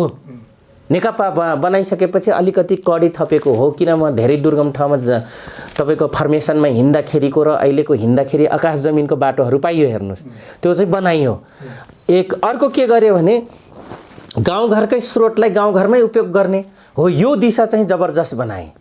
भले जनवादी अर्थनीति पढे या पढेका थिएनन् हैन, अर्थमन्त्री पालै पालो भए नेकपा माओवादीबाट आउने कमरेडहरू पनि हुनुभयो, नेकपा एमालेको पनि हुनुभयो, विष्णु पौडेलहरू। त्यो अलिकति गरे, अलिकति त्यहाँ देखिन्छ। तेस्रो कुरो अन्तर्राष्ट्रिय नीति अन्तर्गत मनोजी अब इन्डिया त कहाँबाट मान्थ्यो, चाइनाबाट लिनुपर्ने लाभ पनि लिन सकेनन्। हेर्नुहोस् गिल्ला मात्रै उडाए, कहिले पानी जहाजको कुरा त कहिले के का जहाजका कुरा, गिल्ला मात्रै उडाए हेर्नुहोस् हैन। अनि अब आयो तपाईँको जनताको जनजीविका मात्र हैन, पोलिसी मेकिङभित्र पनि कन्ट्रडिक्सन साधे, द्वन्द्व साधे। जबकि कम्युनिस्ट पार्टीमा यो हुनै नपर्ने। यही हुनुहुन्छ यत्रो पुरानो अग्रज। कम्युनिस्ट पार्टीमा जातीय कुरा हुन्छ र कहिले पनि हुँदैन हैन, त्यो त वर्ग बाहेक हुँदैन नि त। अब यो चौधरीजीले चाहिँ नि धेरै कुराहरू उठाउनु भयो। दुईटा कुराहरू छन्। मैले अघि यो पुँजीवाद र समाजवादका कुराहरू गरेका थिएँ। युरोप चाहिँ आजभन्दा 125 वर्ष पहिलादेखि युरोपले समाजवादी कार्यक्रमहरू लिएर आए। अहिले संसदीय व्यवस्था त्यहाँका चाहिँ सबै कन्ट्रीहरूमा लगभग संसदीय व्यवस्था छ। त संसदीय व्यवस्था भन्दैमा हुँदैन, संसदीय व्यवस्था सबै पुँजीवादी नै हुन्छ भन्ने होइन। त्यहाँको चाहिँ संसदीय व्यवस्थाभित्र पनि त्यहाँका पात्रहरूले कस्तो कार्यक्रम लिएर आएर जनताको लागि के गरे भन्ने कुरो चाहिँ ठुलो कुरा हुन्छ। र त्यहाँ के छ भने सोसियल सेक्युरिटीको क्षेत्रमा महिला बालबालिका र वृद्धको लागि उनीहरूले पर्याप्त खर्च गरेका छन्। सुरक्षित छन् तिनीहरू। गर्भमा रहेको बच्चादेखि चाहिँ भत्ता दिएर चाहिँ तिनीहरूलाई चाहिँ त्यो न्युट्रिसन जब घरमा पुगेन न्युट्रिसन चाहिँ खाना गर्भवतीले राम्रोसँग पाएन भने जन्मने बच्चा पनि तीक्ष्ण हुँदैन, अलिकति चाहिँ उसको विविध उसको हुनसक्छ भनेर यो साइन्टिफिकल्ली चाहिँ प्रमाणित भएको विषय भएको हुनाले उनीहरू भत्ता दिन्छन्, पौष्टिक खाना खान दिन्छन् र अनि गएर चाहिँ त्यो पढाउने सबै ग्यारेन्टी लिन्छन्। पढाउने शिक्षामा चाहिँ स्वास्थ्यमा उनीहरूले म्याक्सिमम लगानी गरेका छन्। त्यसो हुँदाखेरि पनि देश त चल्दो रहेछ नि। अब 51 सालमा मनमोहनले जुन भत्ता 100 रुपियाँ दिने मनमोहनको सरकारको टाइममा आयो कम्युनिस्टले, त्यसको पछाडि एउटा कारण छ। त्यो कारण के छ भनेदेखि 2015 सालको चुनावमा नेपाली काङ्ग्रेसले कम्युनिस्ट भनेका त चाहिँ स्वास्नी छोराछोरी पनि हुँदैन, ब्यारेकमा बस्न पर्छ, अनि त्यो 60 वर्ष पुगेपछि मारिदिन्छ भनेर चाहिँ नि त्यो चाहेर त्यो बेलाका मान्छेहरूले त्यो सुने, तिनीहरूको मनमा त्यही परेर कम्युनिस्ट पार्टी एलर्जी चाहिँ नि हुँदै गयो। अनि त्यही बेलामा त्यसलाई चिर्नलाई त सारा जाने कम्युनिस्ट भएकाहरू त्यो बिचसम्म चाहिँ यो 46 सालसम्म कम्युनिस्ट भएकाहरूले जति चिर्दाखेरि पनि त्यो सम्भव भएन। तर त्यो एउटा गोलीले सबै चरा मारे जस्तै भयो। 51 सालमा उनले जब भत्ता चाहिँ मनमोहनले 100 रुपियाँ दिए अनि यो अफवाह रहेछ भनेर चाहिँ त्यो एउटा भत्ताले चाहिँ क्यान्सल गरिदिए। हेर्नुहोस् मान्छेहरूमा तपाईँ नेपालको जनमतलाई हेर्नुभयो भने बुढो जेनेरेसन नेपाली काङ्ग्रेसको पक्षमा थियो, अर्थात् अध्यात्मवादी चिन्तनमा भएका तिनीहरू चाहिँ त्यो जुन थियो। अहिले पछिल्लो जेनेरेसन के ती बुढाहरू चाहिँ पछि गएपछि होइन यो कम्युनिस्ट त एकदम हामीले चाहिँ जे सोचेका थियौँ त्यस्तो त होइन रहेछ भनेर सोच्न बाध्य बनाएर अलिअलि परिवर्तन हुँदै गएर ती चाहिँ कम्युनिस्टको फेभरमा गएपछि यो नेकपा एमालेको जनमत बढ्दै गएको एउटा कारण त्यो पनि हो। अब जहाँसम्म चाहिँ के भनेदेखि गर्न पायो र त्यसले एउटा के काम गर्यो, एसियामा चीन बाहेक यो दक्षिणी एसियामा भारतमा बङ्गलादेश पाकिस्तानमा थिएन भत्ता दिने जस नागरिकलाई सम्मान गर्ने कुरो नेपालले पहिलो सुरुवात गर्यो। तपाईँ अहिले युरोपका कन्ट्रीहरू सबले चाहिँ सोसल सेक्युरिटी भनेर चाहिँ बुढाबुढी भएपछि मस्तसँग बसेर खाना पुग्ने चाहिँ भत्ता दिइरहेको छ। अमेरिका त्यही छ, ब्रिटेन त्यही छ, अस्ट्रेलिया, म जति कन्ट्रीमा गएँ युरोपका 10-12 कन्ट्री, अस्ट्रेलिया, अमेरिका चाहिँ जापान, के अरे यो के अरे क्यानाडा, साउथ अफ्रिका, अब यी कन्ट्रीहरूमा अहिले त्यो चाहिँ सोसल सेक्युरिटीको क्षेत्रमा केही छ। अब यहाँ सुरुवात भयो र अहिले अब बाध्य भएर इन्डिया यी सबै कन्ट्रीहरूले पनि गरेका छन्, गर्दैछन्। अब त्यो के हो भनेदेखि हाम्रो उहाँले भनेको एउटा आर्थिक पक्ष के हो भने मुलुकको पहिलो आर्थिक स्रोत के छन् र त्यसलाई कसरी दोहन गर्ने, राज्यसँग कुनै पनि सरकारसँग त्यो कार्यक्रम हुनुपर्छ।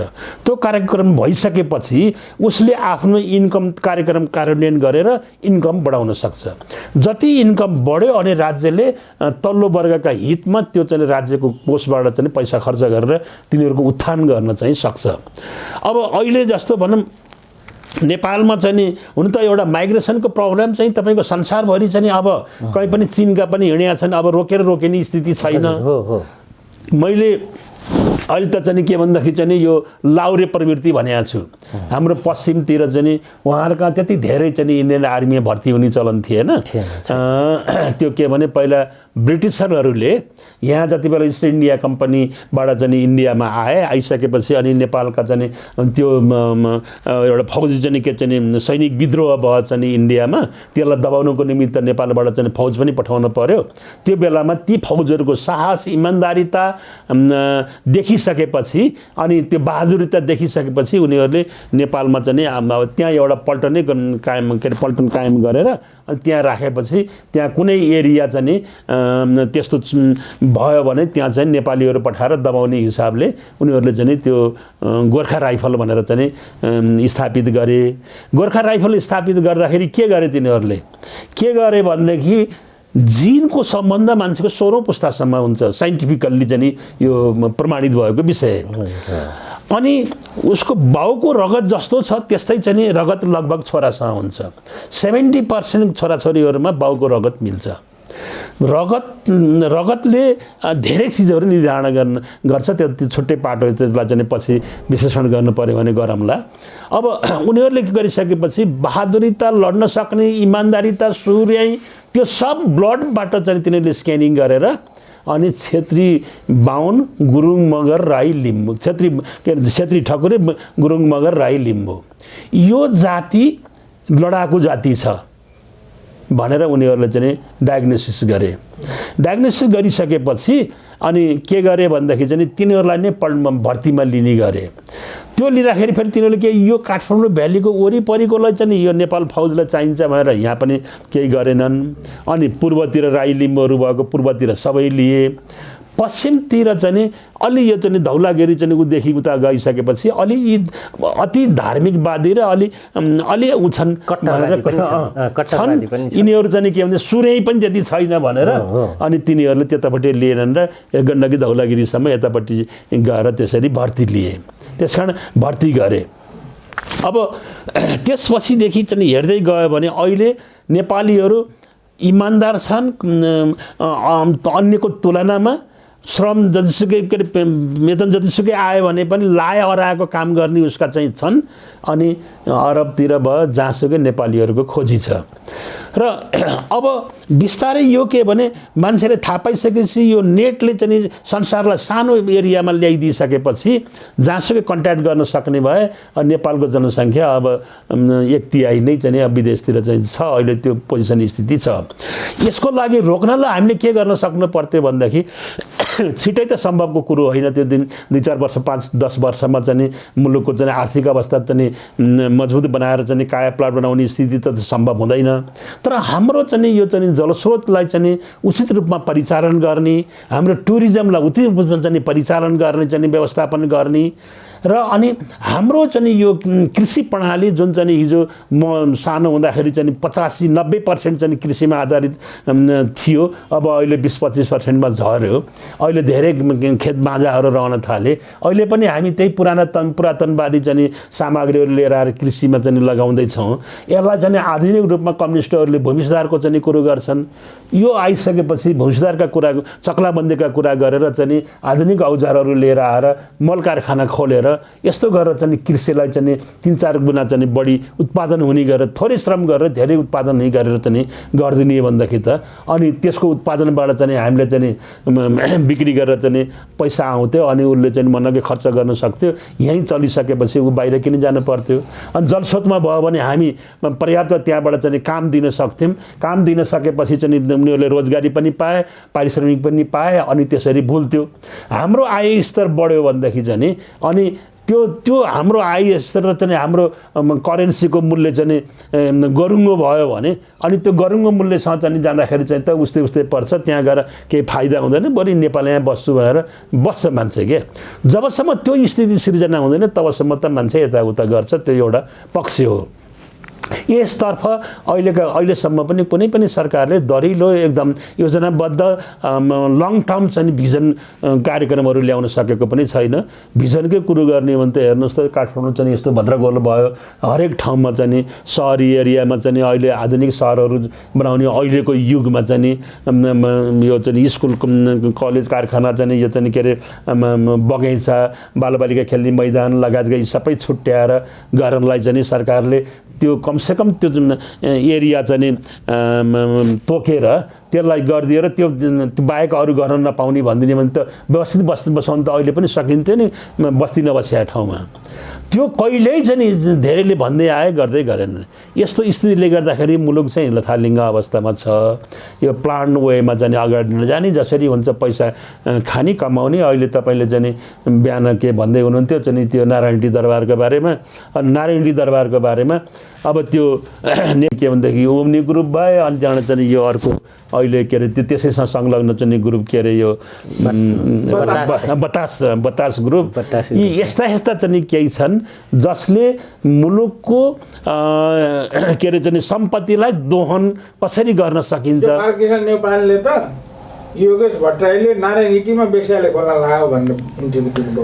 अब त्यो क्याप्टेरिया भनेकै बेस्याले हो। अब त्यो क्याफ्टेरिया र रेस्टुरेन्ट, होटल यिनका चाहिँ क्याटेगोरी अथवा चाहिँ ऊ चाहिँ छुट्टा छुट्टै होलान् हैन।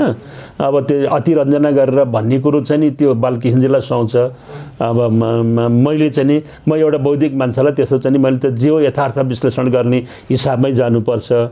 अब जहाँसम्म चाहिँ नारायण रेड्डीको कुरो छ नि त्यो चाहिँ के भने मैले चाहिँ नि स्पेनमा चाहिँ पनि हेरेको छु, त्यहीँ इन्डियामा जाँदाखेरि चाहिँ नि हैदराबादको चाहिँ त्यो म्युजियम हेरेको छु, चाहिँ त्यो त्यहाँका राजाको चाहिँ ठुलो दरबारमा चाहिँ राखेको चाहिँ म्युजियम के अरे ऊ के अरे अनि त्यहाँबाट गएर चाहिँ उसमा चाहिँ बङ्गलोर माथिको चाहिँ त्यो मैसुरको चाहिँ ऊ हेरेको छु। यस्तो यस्तो ठाउँमा उनीहरूले के गरे भनेदेखि चाहिँ नि हिजोका ती चाहिँ राजाहरू जुन 700 750 भन्दा बढी राजा थिए इन्डियामा, ती राजाहरूका दरबारलाई पछि चाहिँ राज्य एकीकरण भइसकेपछि उसको रूपमा चाहिँ पुरातात्विक उसमा चाहिँ सङ्ग्रहालयको रूपमा राखे र त्यहाँ चाहिँ पुरा त्यति बेलाका सामानहरू राखेका छन्। अहिले भिड यति भिड हुन्छ कि त्यसबाट पर्याप्त आम्दानी भएको छ। अब यो के भनेदेखि हाम्रो विश्व सम्पदामा चाहिँ यही काठमाडौँ भ्यालीभित्रकै 7वटा चाहिँ उयोहरू चाहिँ विश्व सम्पदाभित्र छन्। यति सानो ठाउँमा चाहिँ 7-7वटा चाहिँ विश्व सम्पदाका सूचीमा पर्ने लायक उयोहरू हुनु भनेको चाहिँ ठुलो कुरो हो, संसारमा यस्तो छैन। यो उसको सभ्यताको हिसाबले नेपाल चाहिँ नि अब 3700-3800 वर्ष पुरानो पनि भनेर भन्ने पनि गरिन्छ। अब यस्ता चिजहरू अहिले नारायण रेड्डी पनि त्यो भइसकेपछि त्यसलाई राम्रोसँग संरक्षण गरेर बरु पैसा बढाइदिएर चाहिँ त्यसको चाहिँ आम्दानी बनाएर चाहिँ बढाएर केही गर्न पर्ने भनेदेखि चाहिँ त्यो गर्न सकिन्छ नि। अब अहिले पनि चाहिँ त्यो कोषमा 37-38 करोड भन्दा चाहिँ बढी चाहिँ रकम छ, त्यसलाई राम्रोसँग सदुपयोग गर्ने र त्यसलाई चाहिँ के भनेदेखि चाहिँ अरू व्यवस्थित गरेर आउने भाडा चाहिँ बढाइदिनुपर्छ भने चाहिँ त्यो हेर्नलाई त्यसरी गराएर गर्न सकिन्छ। अब त्यसलाई म्युजियम होटलको रूपमा रेस्टुरेन्टको रूपमा चाहिँ डेभलप गरेर त्यस खालको गर्दाखेरि त्यहाँ अब को जान्छन् जाँदैनन्, गएर चिया खाँदाखेरि एउटाले अर्कालाई चाहिँ यसो आँखा मस्काउला, त्यसलाई चाहिँ अब बालकृष्णजीले वेश्यावृत्तिको रूपमा चाहिँ इङ्गित गर्नुभयो होला, त्यो अर्को पक्ष हो है। तर त्यस्ता चाहिँ त्यहाँ व्यवसाय अब त्यो नेपाल ट्रस्ट चाहिँ ऐन 2064 बन्यो। त्यो ट्रस्ट ऐनले के गरेको छ भन्दाखेरि चाहिँ यो मुख्यतः त्यहाँको सम्पत्ति चाहिँ जुन वीरेन्द्रका सन्तान वीरेन्द्र जडाजोडी समितिका सन्तानको जुन सम्पत्ति थियो त्यो सम्पत्तिलाई ट्रस्टमा लिएर आएर अनि त्यसले हस्पिटल र शिक्षाको क्षेत्रमा खर्च गर्ने भनेको छ। मुख्य त्यसको चाहिँ लगानी त्यो चाहिँ त्यहाँ सुरक्षित राख्ने त्यो लगानी र त्यसबाट चाहिँ के अरे आय आर्जन गरेर चाहिँ यसो सेक्टरमा चाहिँ लगाउने भनेको छ। त्यसपछि अरू कुनै घर सर यसो भाडामा दिन पनि खालको स्थिति चाहिँ आयो भने त्यसबाट केही आर्जन गर्ने भनेको छ। तर चाहिँ त्यहाँ त्यो जमिनै दिएर सारा गरेर चाहिँ त्यो अब त्यसको त चाहिँ ठुलो धेरै कति 10 रुपैयाँ कति जमिन छ क्या अरे, 10 पनि जमिनमा चाहिँ त्यो मोटरहरू चाहिँ राख्नलाई भाडामा मात्रै दिने हो भने पनि पर्याप्त आउने खालको छ। अब यो ओम्नी ग्रुपलाई चाहिँ त्यो उतापट्टि जङ्गल यिनीहरू बेच्दाखेरि त्यो म्याद नसकिँदै चाहिँ जुन दिएर चाहिँ अलिअलि फाइदा लिए, सम्भवतः त्यस्तै फाइदाको लागि यो गरे होलान्। अब सरकार चाहिँ जसले राज्यको सम्पत्ति संरक्षण गर्ने हो त्यसले नगरेर चाहिँ अनि आफ्नै व्यक्तिगत स्वार्थको लागि राज्यको चाहिँ स्वार्थलाई चाहिँ के भन्छ कुण्ठित पारेर चाहिँ गर्ने जुन कार्यहरू हुन्छन् त्यो चाहिँ उपयुक्त चाहिँ कार्यहरू चाहिँ होइनन्। होइन, यस्तो हो जस्तै उहाँ देश विदेश धेरै घुम्नु भएको छ। कुनै पनि ठाउँमा यस्ता ठाउँमा क्याफेटेरियाको आवश्यक पर्छ, क्याफे स्याफेको, किनभने भिड हुन्छ होइन। त्यति मात्र होइन, मानव उसलाई व्यवस्थापन गर्नलाई धेरै कुराहरू आवश्यक पर्छ। त्यस आवश्यकताको उहाँले कुरा गर्नुभयो। जहाँसम्म बालकृष्णजीले अब वेश्यालाई नै खोज्यो भन्नुभयो, अब यो त हुँदै होइन। उस्तै कुरा गर्नुहुन्छ भने मनोजजी म यहीँ काठमाडौँ 32 वर्ष हुर्केको मान्छे हो। आजभन्दा 7-8 वर्ष अगाडि सुरक्षा निकायले कन्ट्रोल गर्न नसक्दा पुलिस प्रशासनले कस्ता कस्ता वेश्याले राम कहानी त हामीले स्वयंमुख जङ्गलमै देखेको हो। हामी नै पद्मोदयबाट भागेर गएर पशुपतिको जङ्गलमा बिरूपेश्वरतिर गएर कत्र राम कहानी देख्यौँ। तर त्यो अतिरञ्जित कुरा हो, त्यो चाहिँ अलिकति असुहाउँदो प्रसङ्ग पनि हो। त्यहाँ हेर्न जाने नेपाल ट्रस्टले के गर्ने त यो व्यवस्थापन गर्ने, त्यहाँ केटाकेटी पनि जान्छन्, साना बच्चाहरू पनि जान्छन्, बुढापाका गाउँघर काठमाडौँ घुम्न आएका या कहिलेकाहीँ कि जस्तै पनि एउटा कोठाभित्र एउटा बस्तीभित्र कन्जेस्टेड भएका मान्छे कहिलेकाहीँ इन्टरटेनमेन्टको लागि पनि उता गइन्छ, तर वेश्यावृत्ति नै त्यहाँ क्याफ्टेरिया खोलेपछि वेश्यावृत्ति नै हुन्छ भन्ने चाहिँ त हुँदैन। त्यो हेर्नु है, मानवीय आवश्यकता कतिपयले त त्यहाँको सिर्फे एउटा के हो भने त्रिभुवन सदन आजको दिनसम्म खोल्या छैन। सजिलो हुन्छ भनेको नै त्यो सिर्पेज त उहिले कसले लग्यो त्यो घटना घट्नुभन्दा अगाडि म तपाईँकै अन्तर्वार्ता मैले भनेको छु त कि त्यहाँनिर सबै कुरा ज्ञानेन्द्र शाहजीले व्यवस्थापन गरिसकेपछि छोडेका हुन्। जनताको नासो जनतालाई भन्नुभएको छ, त्यो सबै व्यवस्थापन नगरुन्जेलसम्म त उहाँले एक्टिभ हुनुभएको छ नि, हातमा लिनुभएको छ नि सट्टा। तर हो एउटा त्रिभुवन सदन अझै पनि खुल्या छैन के अरे, त्यसलाई खोल्ने भन्ने भएको छ। त्रिभुवन सदनभित्र यस्ता मुख्य दस्तावेज छन् जो महेन्द्र राजाको पालामा होइन, त्यहाँ अरू कुरा पनि छन् उनका प्रयोग गरेका त्रिभुवन राजाका महेन्द्र राजाका। अनि त्यसमा चाहिँ अलिकति नेपाल ट्रस्टलाई चाहिँ नीति निर्धारण गरेर त्यसलाई पनि उसमा ल्याउनु पर्ने हो, ल्याएको छैन। र म अझै सुझाव दिन्छु, साथी नै हुनुहुन्छ, कमरेडै हुनुहुन्छ योगेशजी, आफू मन्त्री हुँदाखेरि पर्यटन मन्त्री हुँदाखेरि यी कुरा चाँडो गर्नुपर्ने, किन उहाँकै अन्डरमा थियो कुरा। त्यो बेला चाहिँ नबोल्ने साथी कमरेड सचिवले पोल खोल्दियो त ठिक छ, सुझाव दिन सक्ने उहाँको मनमा लागेको कुरा सुझाव दिनुभयो होला। उहाँको आदेशमा त्यो गर्न खोजेको रे, सचिवले पोल खोलिसक्यो, योगेशजीले होइन मैले गएको भन्नुहुन्छ। होइन यहाँ सुन्नुहोस्, कुर्सीमा बसिसकेपछि नेपालको आर्थिक आय आर्जनको लागि, देशको आय आर्जनको लागि, राजस्व सङ्कलनको लागि यथासम्भव के हुन्छ त्यो त गर्छन् एउटा शासन उसभित्र बसिसकेपछि होइन। तर यति होइन कि त्यहाँबाट भएका नेपालका पुराना सामान, बहुमूल्य सामानहरू चोरी हुनु, त्यो किसिमले खोल्नु अथवा क्याफ्टेरिया खोलेर हुलडङ्गा गरेर होइन, व्यवस्थित हुनुभन्दा अव्यवस्थित बनाउनुभन्दा पनि व्यवस्थित बनाउनको लागि उहाँले सुझाव सल्लाह दिनु राम्रो कुरा हो। उहाँले भन्नुभयो त्यो योगेशजीका कुरा पनि आए।